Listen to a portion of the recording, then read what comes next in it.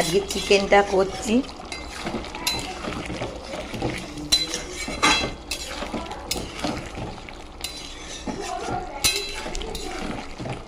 আর একটু জলটা মরবে।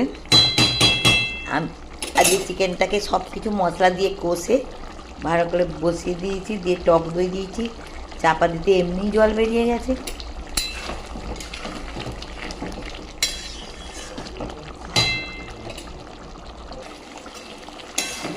চিকেন কষা রেডি।